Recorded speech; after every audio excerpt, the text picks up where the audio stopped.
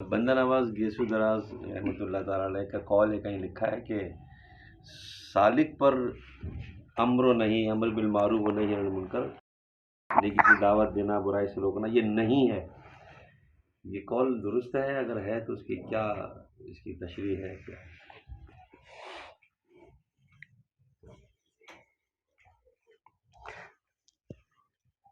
قول تم اب ظاہر سی بات ہے، اس کی سند تو اگر آپ سے ثابت ہو جائے یا نہ ہو وہ ایک سندی معاملہ ہے، لیکن یہ قول اپنی درایت کے اعتبار سے ٹھیک ہے. ٹھیک ہے. درایت کے اعتبار سے، روایت کا میں نہیں کہتا کیونکہ مجھے اس کے ماخذ نہیں پتا، لیکن یہ کہ سالک جو ہوتا ہے وہ راز جانتا ہے، یہ اس سالک کی بات ہے جو راز سمجھتا ہے. اب آپ شیطان کو نیکی کی دعوت دیں گے؟ یار تو کلمہ پڑھ لے، کبھی آپ کے وہاں آ جائے،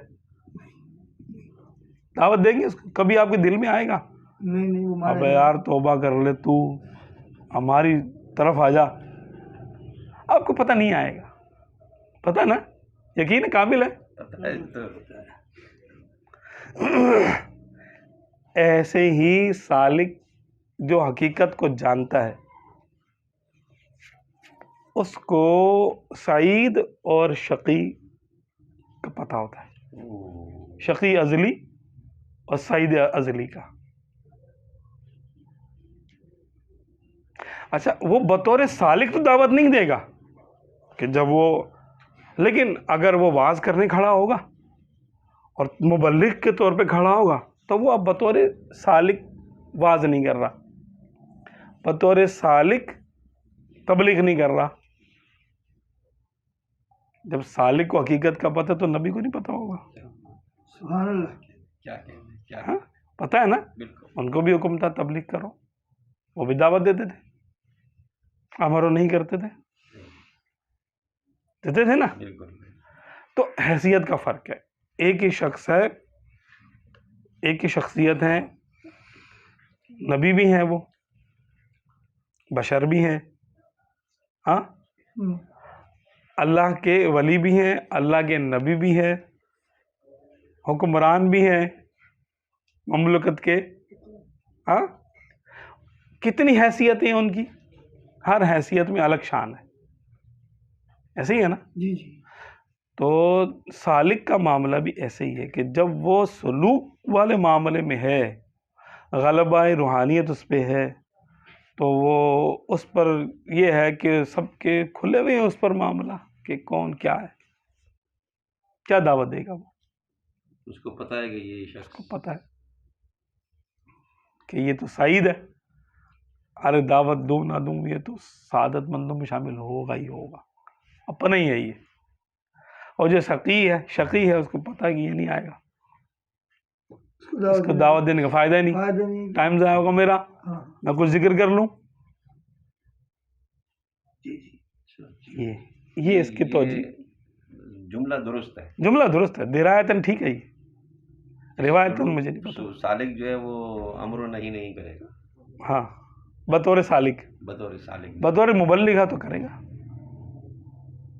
جب وہ کھڑا ہو گیا کرے گا تو سب کو ہی کہے گا، سب کو کہے گا.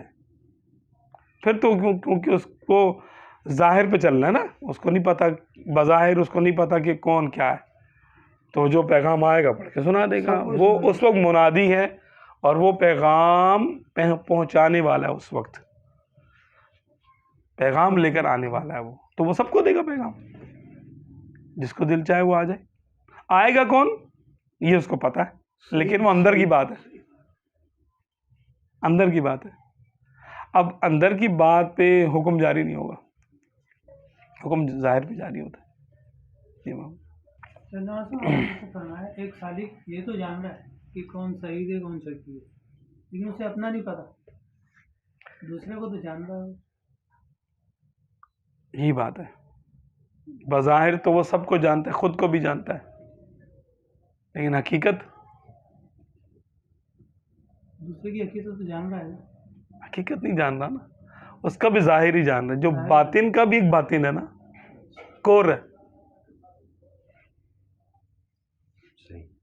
بھائی ہمارا جسم کو جانتا ہے اور ایک ہماری روح کو جانتا ہے. روح کو اتنی آسان چیز تو نہیں ہے کہ ہلکی سی تو جو ہے نا توجہ سے واضح ہو جائے. تو جب یہ سالک ظاہر جان رہا ہے کہ سعید یا شقی، تو پھر اب اس پہ امر معروف و نہی کیوں نہیں ہوتا؟ اس لیے کہ اس کے لیے اس کی حد تک وہ معاملہ واضح ہے. ہاں، جہاں تک اس کا علم جاتا ہے معاملہ واضح. یوں سمجھیں کہ آپ کسی کافر کو کہیں گے تو نماز پڑھ لے، ہو سکتا ہے وہ 20 سال بعد ایمان لے آئے، آپ کو تو نہیں پتا. اس کا ظاہر دیکھیں. آپ اب یہ ہم اس کا ظاہر، جس میں ظاہری کو دیکھ رہے ہیں، اس کو جسم کو آپ فرض کر لیں روح، تو سالک روح کو جانتا ہے، روح کا ظاہر جان رہا ہے. اب ظاہر جاننا روح کو بھی جاننا. روح کا ظاہر ہے، وہ مومن ہے یا کافر ہے، تو اس کو دعوت نہیں دے گا، وہ نہیں دے گا. ٹھیک ہے نا. لیکن اس کے بعد بھی حتمی فیصلہ پوشیدہ ہے. حتمی فیصلہ پوشیدہ ہے. اگر ہم کسی بھی درجے پر ہوں، یہاں تک کہ مشاہدے میں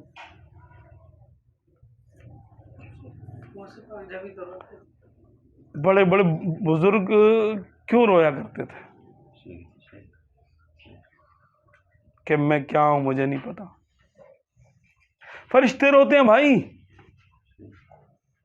جو آپ احادیث ترہیب پڑھیں ذرا، اور اللہ تعالیٰ نے فرمایا ایسے ہی رہو، روتے رہو، میرے خوف سے روتے رہو، بے خوف نہ ہو نا.